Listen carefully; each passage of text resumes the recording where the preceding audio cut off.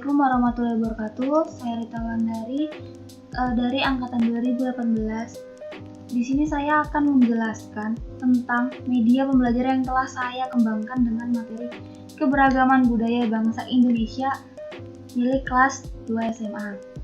Yang pertama kita akan membahas tentang Aceh, di mana kota Aceh sendiri merupakan memiliki ibu kota Banda Aceh, gitu kan.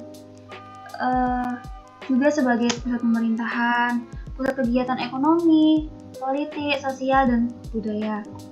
Yang kedua itu rumah adat itu kita ada rumah Aceh, yang memang rumah Aceh ini tuh kayak peninggalan leluhur, yang mana Aceh kan merupakan salah satu pintu masuk dalam penyebaran agama Islam di Indonesia. Yang kedua itu ada upacara adat Peutron Anak. Upacara ini biasanya dilakukan oleh masyarakat Aceh untuk menyambut kelahiran anak bayi di dunia. Yang ketiga ada upacara adat Traut Ugang.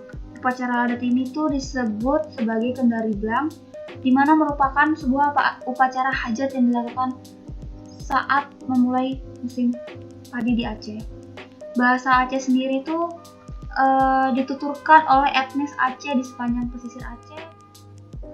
Yang kedua kita akan membahas Kota Banten, di mana Kota Banten sendiri ialah sebuah provinsi di wilayah paling barat di Pulau Jawa. Provinsi ini pernah menjadi bagian dari Provinsi Jawa Barat. Daerah ini terjadi pemekaran sejak tahun 2000 dengan keputusan yang ada. Untuk bahasanya sendiri itu merupakan bahasa Sunda. Untuk rumah adatnya itu rumah adat Banten itu salah satu sulah nyanda tidak dapat dilepaskan dengan suku Baduy, mengingat suku Baduy adalah suku asli Kota Banten. Untuk upacara adat sendiri ada Serentahun. Serentahun itu upacara adat panen padi masyarakat Sunda yang dilakukan setiap tahun. Upacara ini berlangsung hikmat dan semarak di berbagai desa adat Sunda. Yang ketiga kita akan membahas Bali, di mana kota Bali sendiri itu memiliki ibu kota Denpasar. Bali juga merupakan salah satu pulau di Kepulauan Nusa Tenggara. Yang kedua itu bahasa Bali. Bahasa Bali sendiri adalah sebuah bahasa Austronesia dari cabang Sundik dan lebih spesifik dari anak cabang Bali Sasak. Untuk rumah adat sendiri itu ada angkul-angkul. Nama rumah adat Bali bagian yang pertama adalah angkul-angkul. Bagian ini merupakan pintu masuk rumah adat suku Bali. Bentuk bagian adat suku Bali ini mirip seperti gapura Candi Bentar. Namun angkul-angkul memiliki atap yang menghubungkan dua pilar. Untuk upacara sendiri itu salah satunya adalah upacara Ngaben. Ngaben merupakan salah satu upacara yang dilakukan oleh umat Hindu di Bali yang tergolong upacara Pitrayatna, yaitu upacara yang ditunjukkan kepada leluhur. Selanjutnya kita akan membahas Papua, di mana ibu kota Papua itu adalah Jayapura. Kota ini merupakan ibu kota provinsi yang terletak di bagian paling timur di Indonesia. Untuk bahasanya sendiri itu ada bahasa Abinom. Bahasa ini sendiri sebuah bahasa isolat yang menurut Mark Donohue dituturkan di Papua, Indonesia. Diperkirakan penuturannya berjumlah 300 orang yang ada di Papua. Dan untuk rumah adat sendiri itu ada rumah adat Hanoi.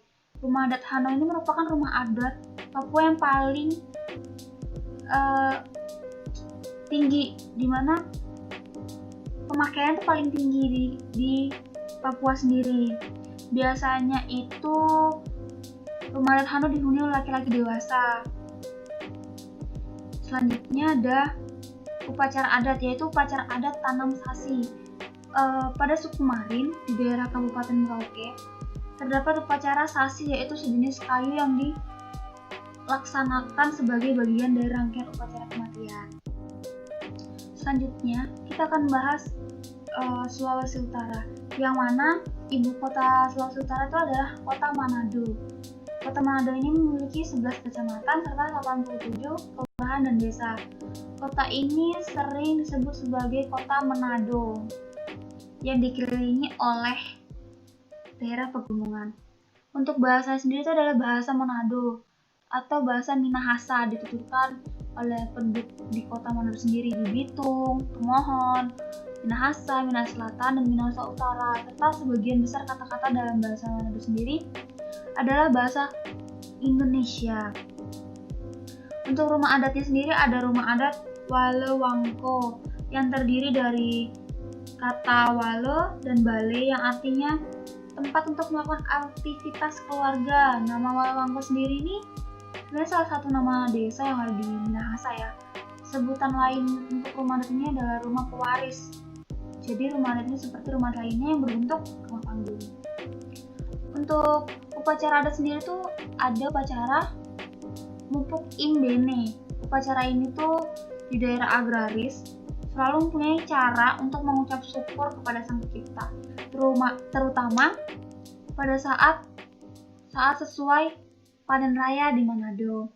Di tradisi ini sendiri syukuran atas hasil panen yang telah dilakukan dengan upacara Mupuk ini. Terakhir kita akan membahas tentang Kalimantan Timur. Yang pertama, Kalimantan Timur itu ibu kotanya adalah Samarinda. Nah, penduduk Indonesia itu serta kota yang kedua terbesar. Di Kalimantan, kota Samarinda itu merupakan kota terbesar yang ada di Kalimantan Timur. Terus untuk bahasa yang sering digunakan itu lebih ke bahasa Kutai dan Banjar. Untuk rumah adat sendiri ada rumah Lamin yang sendiri mempunyai makna, itu rumah panjang. Melihat kondisi geografi Kalimantan Timur memiliki banyak aliran sungai, hal ini menjadi lokasi didirikannya rumah Lamin tersebut. Ada upacara adat, salah satunya adalah Ngehwak. Upacara adat ini menjadi tradisi yang sering dilaksanakan oleh masyarakat Dayak dalam acara pernikahan. Dalam acara ini juga banyak diperlihatkan benda-benda adat. Banyak sedikitnya benda yang ditampilkan tergantung dari keturunan kedua mempelai. Jika mempelai wanita keturunan bangsawan, maka mempelai pria wajib menyediakan sesuai permintaan pihak mempelai wanita. Jadi sekiranya itu saja pengenalan tentang pengembangan media pembelajaran yang telah saya kembangkan. Saya Rita Wulandari, saya undur diri. Untuk link dari pengembangan media ini saya akan taruh di deskripsi. Sekian dari saya, wassalamualaikum warahmatullahi wabarakatuh.